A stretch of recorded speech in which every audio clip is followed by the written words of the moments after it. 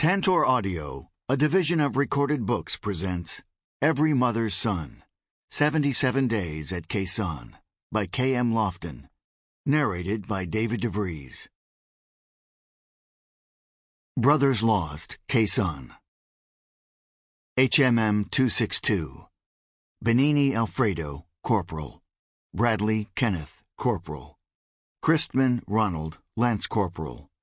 Cooper Donald, Corporal. Guard Danny, Corporal. McCabe Mark, Sergeant. Mexner Edwin, Major. Seville Robert, Captain. Thotland John, Lance Corporal. Toth John, Sergeant. Passengers Mag 36. Caldwell Robert, Corporal. Coles Kyle, Lance Corporal. Dempsey Ronald, Corporal. Dwyer Jr., Matthew, Lance Corporal. Ellis John, Captain. Labont Donald, Hospitalman. Mickles James, Sergeant. Parsons Charles, Sergeant. Spillman Charles, Builder Petty Officer First Class. Stanton Emmett, Private First Class. Stull J., Captain. Turner William, Corporal. Prologue. You earned the title Marine upon graduation from boot recruit training. It wasn't willed to you. It isn't a gift. It is not a government subsidy. Few can claim the title. No one can take it away. It is yours forever. Tom Bartlett, Leatherneck Magazine. This story is historically accurate in terms of what was personally lived, learned, and experienced by a select group of young Marines many years ago. There is no attempt to paint a picture of bravery and gallantry, but instead casts an eye in the direction of what it means to experience and survive the unique challenges of Marine combat helicopter operations.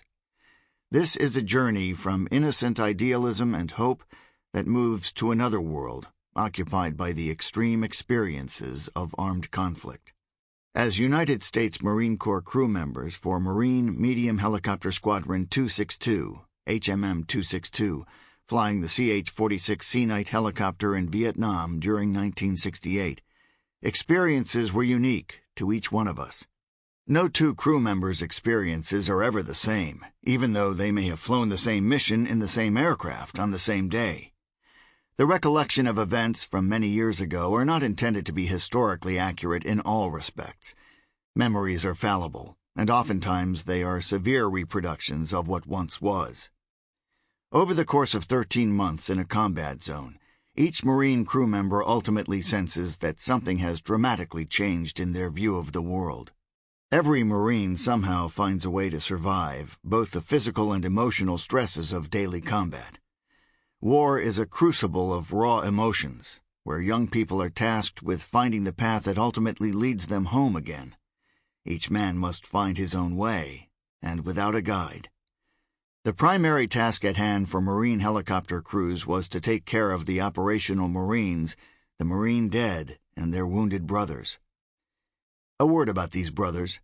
The Marine infantryman is arguably the most efficient and motivated warrior any modern-day nation has ever placed on the battlefield.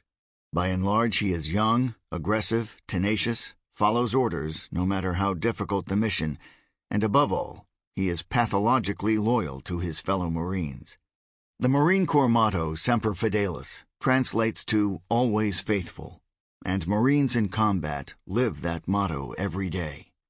The Marine grunts, or infantry at Khe Sanh and the surrounding hill positions, were asked to live under the most difficult conditions imaginable during the height of the 77-day siege of the Marine Khe Sanh Combat Base in early 1968.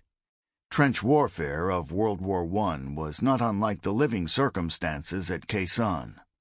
Once the siege and daily bombardment began, the Marines there essentially began living underground. The primitive below-ground facilities were not only shelter and cover from continuous assault from the North Vietnamese forces, but underground was where these Marines lived, wrote letters home, slept, and dreamed of loved ones, and a world far removed from the everyday effort of just staying alive. The perspective of daily combat is viewed through the lens of a group of young men engaged in the task of saving the lives of their fellow Marines. Crew member memories recalled here are stories from those who lived it so many years ago. The sacrifices made by our Khe Sanh Marine brothers was during a time in which our country was profoundly divided, and daily vitriol was focused on those who answered the call to military service. Marines in Vietnam fought not for glory and country, but instead fought for their Marine comrades. James Webb correctly and sadly observed that our Vietnam veterans suffered from a condescending arrogance directed at them upon their return home. Our American warriors were not sad and traumatized victims of Washington's political aspirations, but were instead every mother's son, doing what they were trained to do. This is their story. Chapter 1. He was every mother's son. The mark of the immature man is that he wants to die nobly for a cause, while the mark of the mature man is that he wants to live humbly for one. J.D. Salinger, The Catcher in the Rye. The future Marine was born in 1947. As a young man he was filled with enthusiasm for life, and, like a bow and arrow, his bowstring was pulled all the way back, stretched, taut, and straining to be released. He came from a small town in a dusty corner of California, located in the southern San Joaquin Valley. The closer his high school graduation date became, the more he found himself in a recurring dream of escape. The hometown wasn't a bad town, as towns go, but like many teenagers, he was certain if he stayed but one summer longer, it would surely be the end of him. Small towns can do that to a person. While his friends were imagining athletic or academic scholarships that would rarely come, and freedom from parental supervision, the future Marine saw college as something that could wait. He too was looking forward to freedom, but his dreams were focused on the world at large and everything in it. It was there, waiting for him, and he couldn't wait to begin moving towards it. There is a secret to life's possibilities most of us miss and rarely discover, and that secret lies within one's own unadulterated and unbridled imagination. Imagination is a powerful seed, and once planted in a person's soul, it grows and only requires the occasional nurturing by simply imagining the future one wants.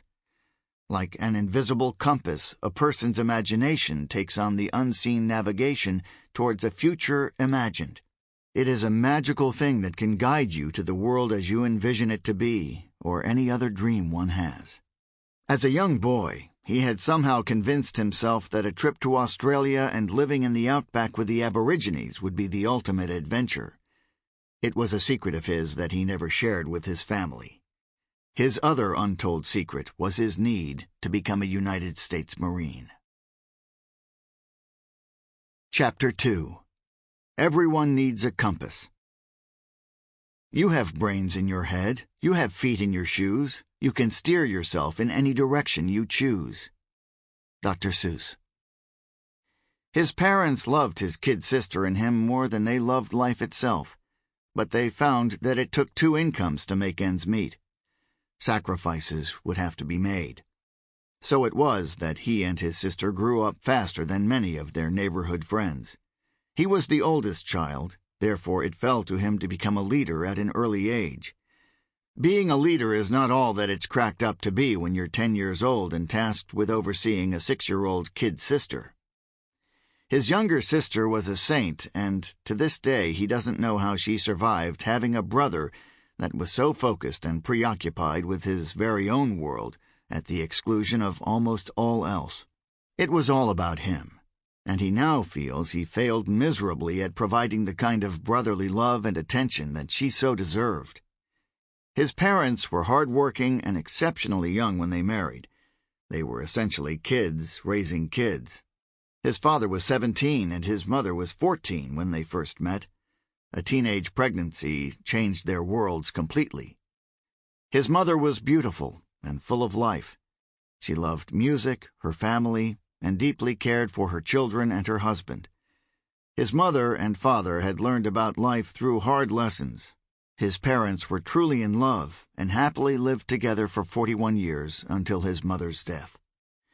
From the moment his mother died, his father was as lonely as any man on earth, came to learn that if you have found the true love of your life, death always ends it before you're ready to say goodbye.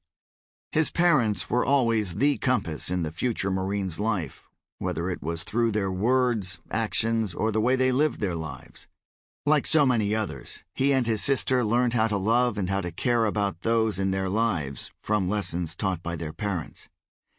The future Marine was 10 years old when his mother lost a baby during the last trimester of her pregnancy. For the first time in his young life, he observed deep despair and a loss of vitality in his mother's life force.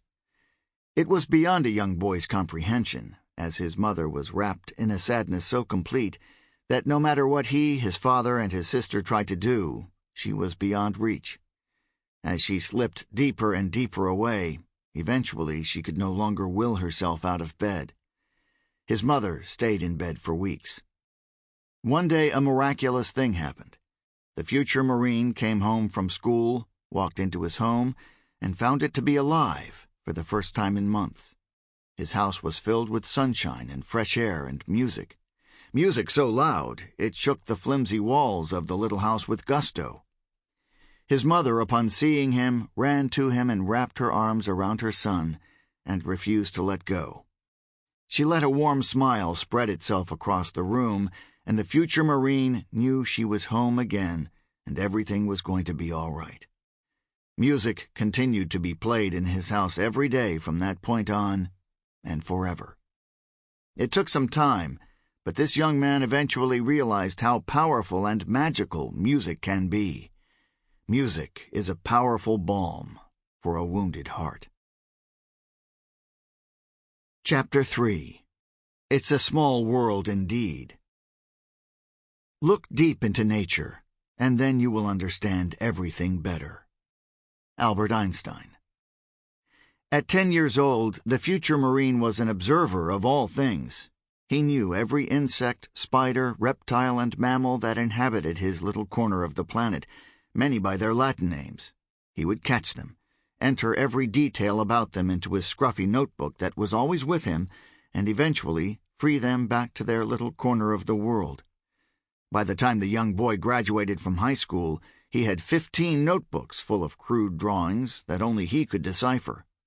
It was mostly trivial details of insect, reptile, and mammal behavior. Many of these little guys had remarkable life cycles, and he tried to understand each and every one.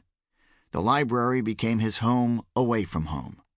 Like most kids, he was particularly impressed with the caterpillar's metamorphosis from pupa to chrysalis to butterfly. He saw the butterfly's transformation much like he saw his own life, growing, changing, and moving in a straight line through time, much like every other creature on this planet. The multi-legged life forms that were mostly small creatures were filled with mystery and adventure for him. By observing, one could learn that, without exception, every living creature possessed a supreme sense of self-survival. And if you threatened the little life forms, they tried everything in their power to escape and live another day. It was a universal law that he would someday learn is very hard to witness firsthand. As the future Marine observed the creature's struggles to exist, he would imagine himself fighting by their side, leading and struggling with them. The young boy particularly hated the yellow wood wasps that would swoop down and pluck unsuspecting caterpillars off their perch and fly away with them. He devised intricate bug defenses, but alas, caterpillars are no match for determined yellow wasps. One of his best friends growing up was Jimmy Smith, who was a Native American of Cherokee descent. He and Jimmy got their first .22 rifles for Christmas when they were both 10 years old. From that moment on, the two boys spent every free moment in the foothills and oil fields of the southern San Joaquin Valley. Fishing, hunting, and tracking became a large part of their lives. Chapter 4. Freedom. The secret to happiness is freedom, and the secret to freedom is courage. Thucydides. The future Marine discovered that when your parents both work multiple jobs, There is a certain freedom that comes with the loss of direct parental supervision. With that freedom comes responsibilities, and it made no difference whether you were ready or not. Responsibilities were hard to escape, as they always find you.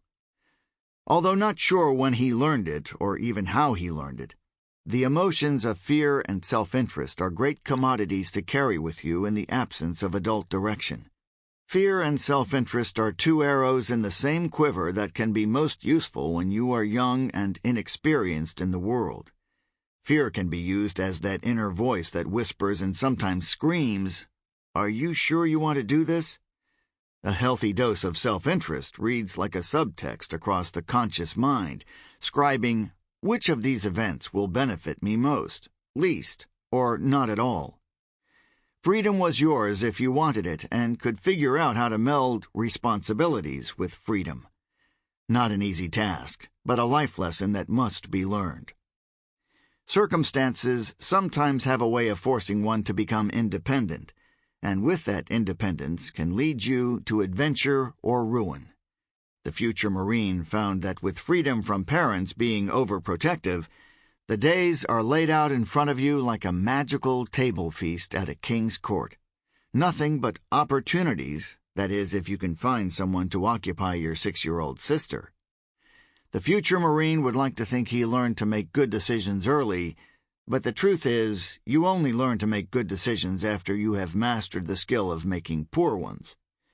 However, the young boy's mother and father were forgiving and provided their children with a clear direction that was unambiguous about what was right and what was wrong. Even though he inherited his parents' moral compass, it doesn't mean he didn't try to bend the rules now and then. Far from it. Chapter 5. It's about working hard. I'm a great believer in luck, and I find the harder I work, the more I have of it. Thomas Jefferson. The future Marine's parents instilled in their 2 children the notion that hard work was a prerequisite if you were going to survive in the world. They were the living and breathing examples of hard work. While his father was studying to become a petroleum engineer, his mother worked 2 jobs. She would work in the fields of the California Central Valley picking cotton 12 hours a day, so his father could have expense money while he was at a corporate-run school in Houston, Texas. After his mother worked all day in the fields, she would come home, cook and clean, and then head out for her part-time waitress job. His mother never graduated from high school, so she was forced to work wherever she could find a job. He remembers how she would come home from the fields with her fingers literally bleeding. He and his sister would buzz around her trying to help, but not knowing what to do. Even though his mother was exhausted from working in the hot sun all day, she would still find time to cook dinner, wash their clothes, pack their school lunches, and put the 2 of them to bed before she headed out to her second job. She was a trooper who never complained. When the boy was old enough to go to work, he was expected to have a part-time job if he wanted a car or spending money. In his hometown, there were only a few industries: oil, agriculture, and the service sector. From 14 years of age, the future Marine worked them all at one time or another. He learned that in the oil fields the money was the best, but the work was back-breaking, and the summer temperatures were often 110 degrees and more. The grape sheds were also places of hard work, but the money wasn't as good. There is a story his father once told him. One day an office worker looks out his window and sees a construction crew working away in the hot blazing sun. The office worker decides he's going to tease the construction guys, so he makes a paper sign that says, "Ha ha, it's 70 degrees in here." He holds up the sign for the crew outside to see. They all look up and flip him off. The foreman of the crew grabs a piece of plywood, scribbles something with his chalk, and holds it up. "It's $32.50 an hour out here." The more the future Marine worked while in high school, the greater the need for escape upon graduation. After all, the world was waiting. Chapter 6. Mystical Beings. Why are women so much more interesting to men than men are to women? Virginia Woolf.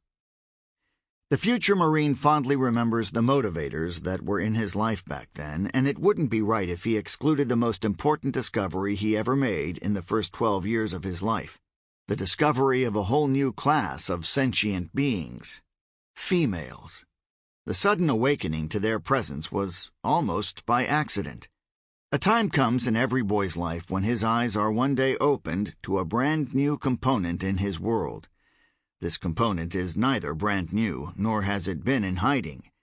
Up to that point, it simply wasn't a perceived part of his life. A world where one day there were just people that couldn't throw footballs, couldn't run fast, could have cared less who the players for the Los Angeles Dodgers were, and were generally ignored.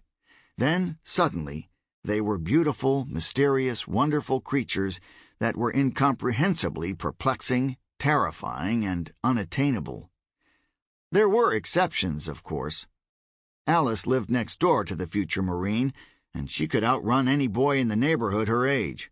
She was brilliant as well, and if one crossed her, she would time her revenge and totally embarrass the offender in front of his gang of 12-year-old friends every single time. The future Marine remembers it clearly as if it were yesterday.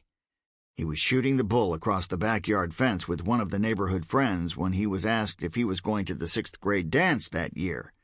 The future Marine looked at him as if he had just been asked if he was going to cut off his own head.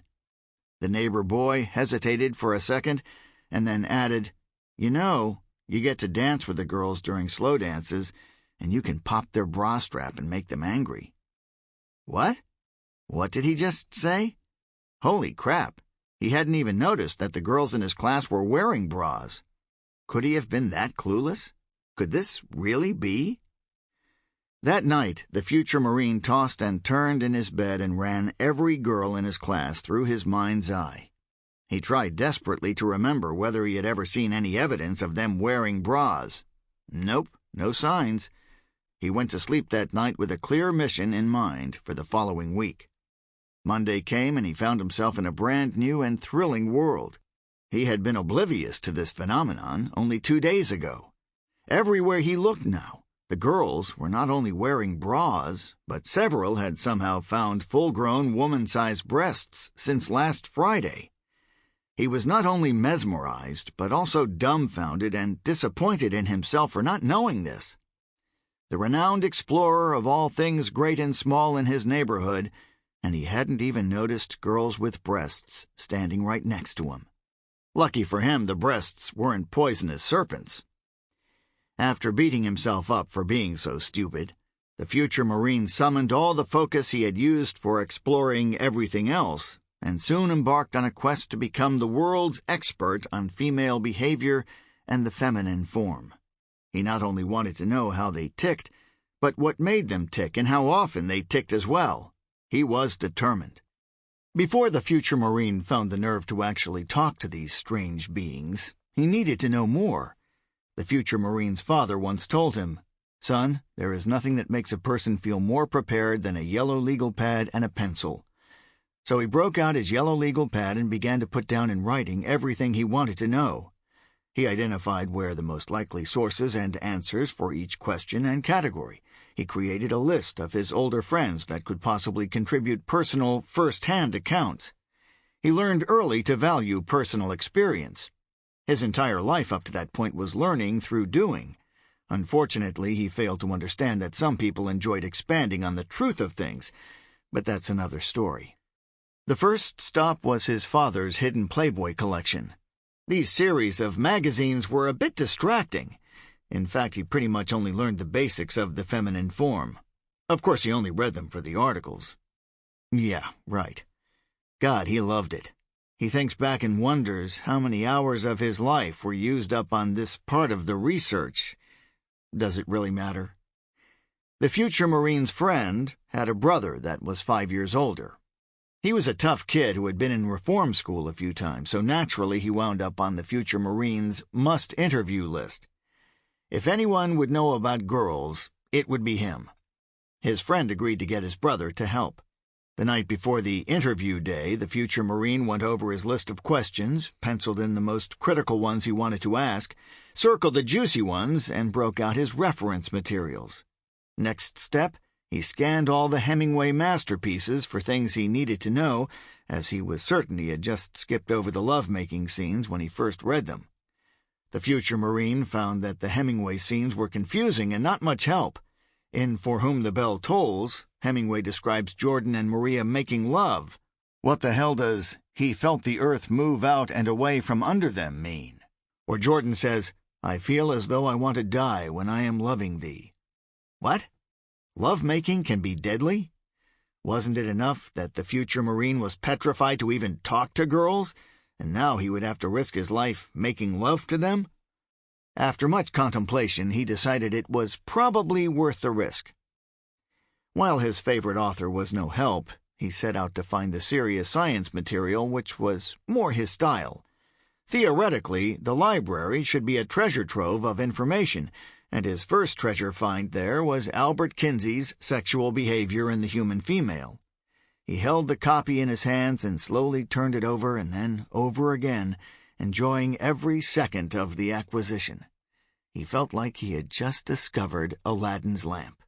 Sadly, the chief librarian in his little town knew his parents and flatly refused to let him check out the book. He pretended to take it back to the shelves, but instead huddled up in a small nook and proceeded to devour every page as quickly as he could. Unhappily, the librarian yanked him up by the ear just as he got to the juicy parts. Some days you're lucky, others you're not. Finally, the day that he is calling the infamous interview day was upon him. He was at his friend's house at the appointed time, and when he walked in, his buddy told him his brother was still sleeping. They would have to wait until his brother woke up. No matter how hard he tried to convince his friend they could just wake him up, his friend would have none of it. That was the longest 3 hours of the future Marine's life. About noon, his older brother, let's call him Doug, came into the kitchen where the two friends were sitting. The older brother was a sinewy 6 feet of bad news. He was muscular with a thin frame and looked like he hadn't shaved in a week. His oily black hair was a greasy mess, with some strands hanging down in his eyes while the rest was slicked back in a duck's tail. He wasn't wearing a shirt, and one could see what looked like prison tattoos all over his chest, ribs, and arms. He stared at the future Marine with bloodshot eyes like he wanted to kick someone in the nuts. The future Marine didn't care. He was on a mission, and he was going to get some answers. So, as he protected his private parts, he broke out his trusty yellow legal pad and pencil. Before Doug could sit down, the future Marine asked the most critical question on the list.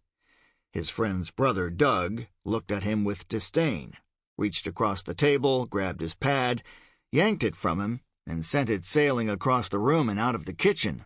The future Marine quickly recovered the pad and was just as glad it wasn't his nuts. His friend's brother grunted, "Just ask me what you want to know, kid." Like a wise old sage, Doug leaned back in his chair and began speaking, and for the next hour and a half, the future Marine listened, took notes, and learned every anatomically obscene noun, verb, and adverb associated with the female anatomy. He even learned about girls' thought processes, orgasms, and general female sexual behavior, and to his great surprise, the latest burst of information from his friend's brother pertained to both in and out of the bedroom. The future Marine had just experienced the greatest hour and a half of his life. Well, up until that time. Doug was a mystic, a witch doctor with an encyclopedic knowledge of women. He loved to talk, and the future Marine had hit the jackpot. He left his friend's house with his head spinning, and like a runaway freight train, he barreled his way home, running as if the police were after him. He locked himself in his room and consumed the double-sided 15 pages of life-altering notes as if they were the very elixir of life. The future Marine soon realized that he had actually found treasure. It wasn't the treasure like the gold of the Sierra Madre, but it was even better. He had discovered the secrets of Venus herself. His notes were pure gold. Like a crazed wild man infused with peyote, the young kid danced around the room and held the yellow pad high as if it were a talisman gifted from beyond. He pictured himself standing high on a mountain, gazing down and contemplating whether or not to share this divine knowledge with his lost tribe of 12-year-old friends and neighbors. That night, as he lay in bed rereading the day's notes, he asked himself if there was ever any other 12-year-old kid on the face of the earth that knew more about women than he. Sample complete. Ready to continue?